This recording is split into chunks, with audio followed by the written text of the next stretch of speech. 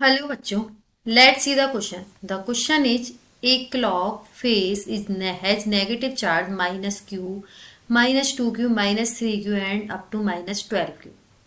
Fixed at a position of corresponding numbers of on the dials. The clock hands do not disturb the net field due to point charge. At what time does the our hand point is the same direction as electric field the center of the dial. Let's see key concept. देखो, here we will discuss about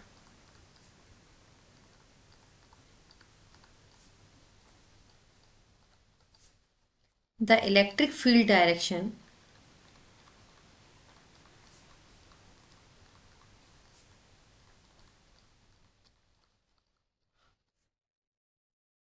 and magnitude of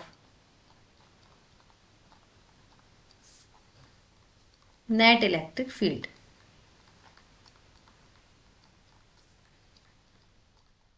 ठीक है, यहाँ हम कुछ basic चीजें और discuss करते हैं.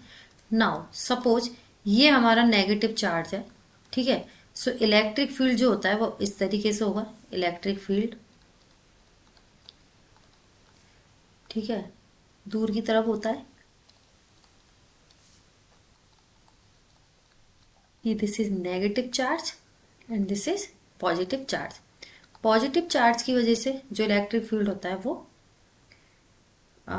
दूर की तरफ, सॉरी ये सम मिस्टेक, नेगेटिव की वजह से नेगेटिव की वजह से उसकी तरफ होता है और पॉजिटिव की वजह से दूर की ओर. सो नेगेटिव की वजह से इलेक्ट्रिक फील्ड ऐसे होगा, पॉजिटिव की वजह से इलेक्ट्रिक फील्ड ये डायरेक्शन होगी. अब हम इसी कॉन्सेप्ट को यूज लेके एक डायल में ये फिगर हम ड्रॉ करेंगे. सो देखो, ये हमारे एक वॉच का डायल है. ठीक है, so this is -12q, this is q minus Q, -2q, -3q,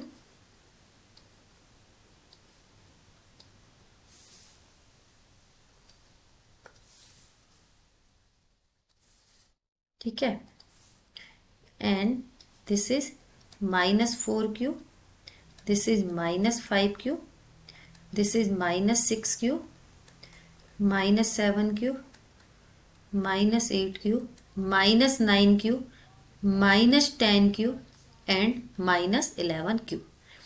now अब देखो, इस तरीके से हमने एक घड़ी का डायल की तरह इन चार्जेस को ड्रॉ कर दिया.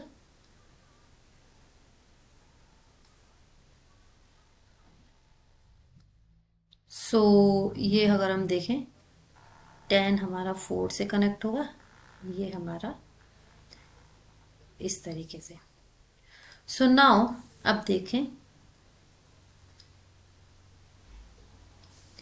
हेयर, अब इलेक्ट्रिक फील्ड की अगर हम बात करते हैं, देखो फर्स्ट ऑफ ऑल थोड़ा अलग से ड्रॉ कर लेते हैं.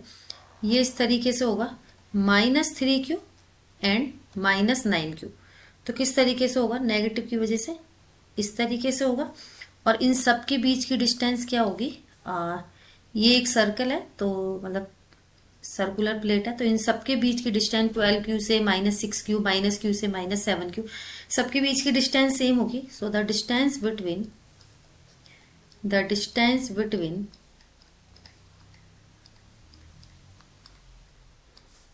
-6q and -12q, -5q and -11q, -4q and 10q and -3q and -9q and -2q and -8q and -q and -7q is सबके बीच की डिस्टेंस सेम है. और इन सबके बीच का चार्ज का डिफरेंस देखें, -6q and 12q and the charge difference is same. And charge difference इस सबके बीच में कितना है? 6q या -6q बोल सकते हैं. तो चार्ज डिफरेंस भी यहाँ पर सेम है. ठीक है, and now we know that, तो ये तो हमारी बेसिक कॉमन जो चीज़ें बात हुई है वो हमने इस तरीके से नोट किया है। ठीक है, वी नो डैट, ठीक है, हम फिर से वही फिगर बना रहे हैं, that is -3q and -9q। तो इलेक्ट्रिक फील्ड जो होता है that is proportional to q and electric field proportional to 1/r²। Distance तो सेम है। चार्ज को अगर हम देखें, so E is proportional to -3q and E is proportional to -9q। हम नेगेटिव डायरेक्शन को कंसीडर करते हैं।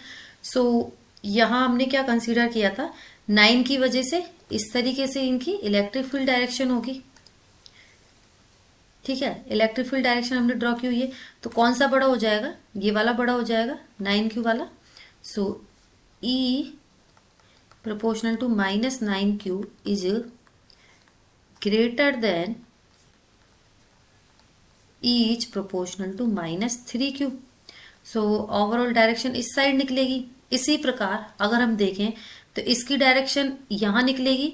4q और 10q में कौन सा बड़ा है, 10q की तरफ निकलेगी। 5q और 11q में 11q बड़ा है। 6q और 12q में 12q बड़ा है। एंड रिजल्टेंट डायरेक्शन जो है 2q और 8q ये भी इधर निकलेगी, q और 7q की वजह से इधर।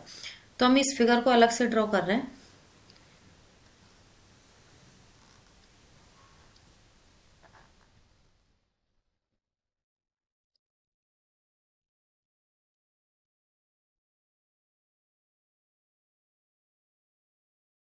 ठीक है, सो ये हमारा कितना हो गया, 12q, 11q, 10q, 9q, 8q, 7q and 6q। तो इनकी डायरेक्शन हमारी इस तरीके से निकली है जो ग्रेटर देन है, और इन सब की वैल्यू सेम होगी and the electric field will be same, क्योंकि चार्ज का डिफरेंस भी सेम है और डिस्टेंस भी सेम है। And the electric field will be same. तो यहाँ पर कितना हो जाएगा, ये E naught, E naught, E naught, E naught, E naught. ठीक है, इन पॉइंट को हम नाम दे रहे हैं 1, 2, या फिर एक काम और करते हैं, इन पॉइंट को हम नाम अलग से बोल देते हैं। This is 1, 2, 3, 4, 5, 6। ठीक है, ये सारे पॉइंट का हमने अलग से नाम लिख दिया है। सो मैग्नीट्यूड अगर हम देखें तो किस तरीके से होगा कि यहाँ जितने भी एंगल है सब में डिफरेंस कितना है, 6 है। So as we know that जो सेंटर पे एंगल बनता है वो कितने का बनता है, it's will be 360 degree angle. ठीक है, और यहाँ पर टोटल कितने हैं, ऐसे 6, 6, 7, 8, 9 अप टू 12 है। 12 चार्जेज है, 12 चार्जेज इज है यार, यहाँ पर 12 चार्जेज है। सो एंगल कितना होगा, so angle theta dash is equal to 360/12, यानी कि हर एक के बीच में 30-30 डिग्री का एंगल होगा। And we know that resultant same कब होता है, जब दोनों कहीं, and we know that suppose ये हमारा एक चार्ज है और ये हमारा एक चार्ज है, अगर इन दोनों के बीच में 120 डिग्री का एंगल है देन रिजल्टेंट हमारा सेम होता है ई नॉट। तो यहाँ 30 को हम क्या करेंगे, थीटा डैश को क्या होना पड़ेगा, 4 से मल्टीपल होना पड़ेगा, 30 इंटू 4, यानी कि 4 राउंड 4 एंगल इसको रोटेट करना पड़ेगा। तो यहाँ से देखते हैं 1 30 डिग्री, 30 डिग्री, 30 डिग्री, यानी कि 1 को कहाँ पर सेट होना पड़ेगा, 5 पर। तो हम यहाँ बोल सकते हैं रिजल्टेंट ऑफ, क्योंकि वो सेम रहना चाहिए, resultant of 1 and 5 is at कहाँ पर आएगा, थर्ड पे आएगा। सिमिलर 2 एंड 6 का रिजल्टेंट हम देखेंगे तो वो हमारा कहाँ पर सेट हो रहा है, 140 का एंगल हम सेट करते चलेंगे। सो 1 एंड 5 का रिजल्टेंट कहीं सेंटर पे थर्ड पे आ जाएगा। ऐसे ही 2 और 6 का रिजल्टेंट 4 पे, यानी कि 3 और 4 यहाँ पर क्या हो जाएंगे, रिजल्टेंट हो जाएंगे। ठीक है, सो 3 हमारा क्या है, 3 को अगर हम यहाँ देखें सो देखो फिगर देखते हैं। 3 हमारा क्या है, 10 बज रहे हैं, और 4 हमारा क्या है, 9। सो यहाँ बोल सकते हैं this is 9 o'clock and this is, sorry 4 हमारा 9 था, हाँ 4 इज 9 एंड ये हमारा 10 हो जाएगा। अब 9 और 10 का फिगर अगर हम बनाएंगे, ठीक है, सो देखो ये 9 है और रिजल्टेंट इन दोनों के मिडिल में होगा कहीं, E0, ठीक है, और ये हमारा कितना है 9 और ये हमारा कितना है 10, तो इन दोनों के सेंटर पे कितना हो जाएगा एट 9:30, ठीक है, कितना हो जाएगा 9:30।